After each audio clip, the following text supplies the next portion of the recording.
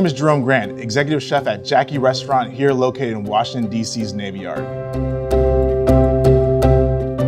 Rice plays a big part in my menu here. It's part of my personal story. So take a journey with me throughout the United States to see where our rice comes from farm to table.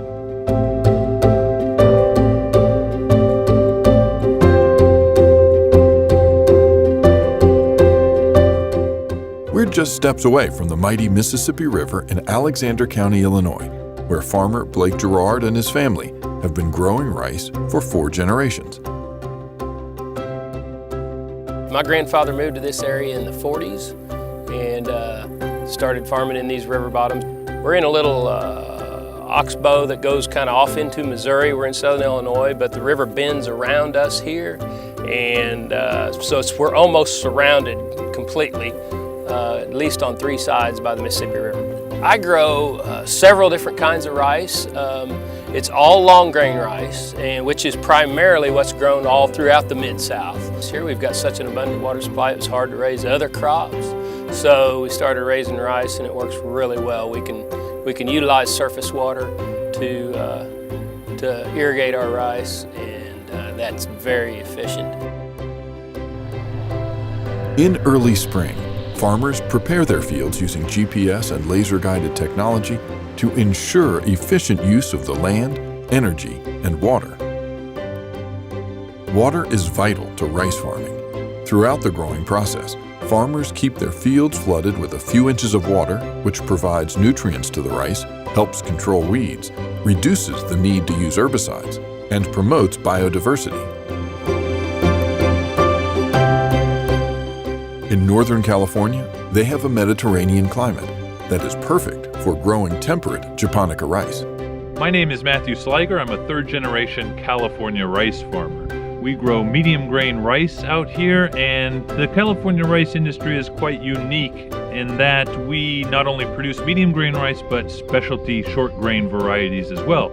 So virtually all sushi restaurants across the United States serve rice that was grown here in California. So if you make sushi or you just enjoy eating sushi, chances are that rice came from California. So we heard Blake talk about long grain rice and Matthew talk about short grain rice, but there are dozens of varieties of rice throughout the United States. Everything from jasmine rice to black rice and even my personal favorite, purple rice.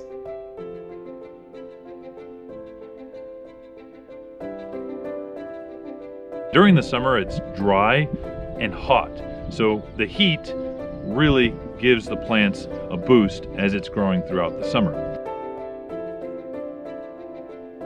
Water in California is certainly a hot topic. It's been extremely politicized, and in terms of these extreme fluctuations in weather patterns year after year, it seems as if we're either in an extreme drought or in flooding situations. So we do our best to be extremely efficient with the water that we do have.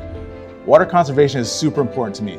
It takes about 3 gallons of water per guest that comes into our restaurant. It is extremely important to our farmers also, helping to reduce the usage of water as well as save on cost. Back on Blake's farm in Illinois, it's time to begin harvesting the year's bounty. Blake has an arsenal of cutting-edge technology at his disposal to help him know precisely when to harvest his rice. But sometimes, knowing when to harvest comes down to good old-fashioned experience and gut instinct. After years of doing it, you can look at the plant and you know when you're close. The combine will harvest the rice, cut the plant, separate, thresh, separate the grain from the straw, discharge the straw out the back or the chaff, save the grain in the grain tank. We then offload that onto a wagon, which then carries it over to a truck, puts it in the truck. The truck driver then takes it to our grain facility, or our grain bins is what I call them. And there are silos there that hold the rice. It's a highly synchronized process predicated on precision, timing, trust, and communication.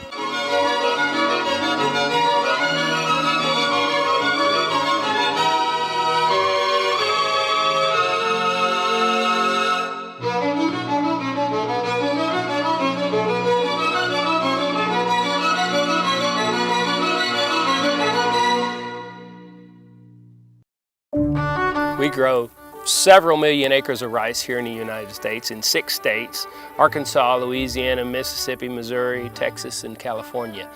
Most people assume that the rice they're eating comes from Asia. But in fact, 80% of the rice Americans eat is grown right here in the U.S.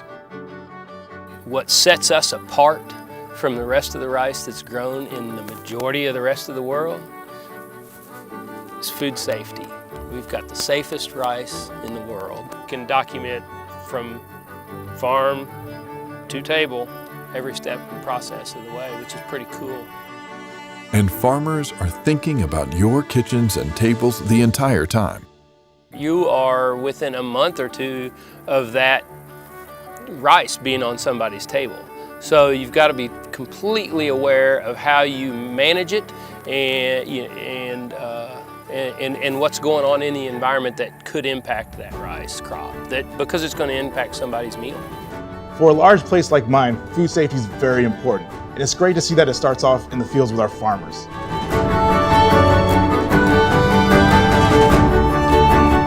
Rice farms also serve as wetland habitat for more than 220 species of wildlife. There's habitat for so many different creatures throughout the whole year, and it's really cool. So whether it's be through the growing season where you see crawfish and snakes and frogs and all kinds of critters, and then after the growing season, like after we harvest, we'll reflood these farms, and immediately here this fall you'll start to see all kinds of shorebirds moving through, utilizing the habitat, and then that'll change over to migrating waterfowl. U.S. rice farmers are proud of the important role they play, providing critical wildlife habitat and safely and sustainably growing rice for us all. Sustainable farm is constantly analyzing every step you take, every input you take. How is that going to impact the bottom line? How is that going to impact the environment? How is that going to impact my soil? How's it going to impact my daughter and my son? That means we need to care for our environment. We need to care for the water. We need to conserve our resources so that we can continue using them into the future. This environment is my work environment, so the last thing I want to do is deplete it. And that's what farming, I think, is all about, is taking what you can from the land and giving back to it. We place sustainability as our priority in this restaurant. Everything from the food that we put out of this kitchen, as well as the cocktails that we make here at the bar behind me. Using U.S. rice in our restaurant is great because it's something that's local. It's something that we don't have to go somewhere else to get. We have great rice here. After a day of harvest, Blake and his team will have collected nearly 10,000 bushels of rice, yielding almost 4.2 million half-cup servings. From the field, the rice goes to bins for drying. Big fans move air over the rice to achieve the perfect moisture content for milling. When moisture has reached the ideal level, the rice is loaded into trucks and transported to a mill where it will be refined for human consumption. At the mill, the rice is cleaned. Sheller machines remove the inedible hull, which is used in animal feed, pet bedding, and for energy generation. At this point, the rice is brown rice. It can be milled more, removing the bran layer to give us white rice. Along the way, every grain is analyzed, and inferior grains are removed for alternative uses. White rice is enriched with vitamins and nutrients that were lost when the bran layer was removed. Once that process is complete, the rice is packaged and shipped. Back in Jerome's kitchen, he's doing what he does best, taking a great American grain and turning it into mouth-watering dishes that have guests clamoring for more. The world of food has changed in the past decade or so. People generally care about where their food comes from and how it's manufactured. With over 3 million acres throughout the South, Midwest, and West Coast, you're a lot closer to a rice farm than you think. Thank you for joining me.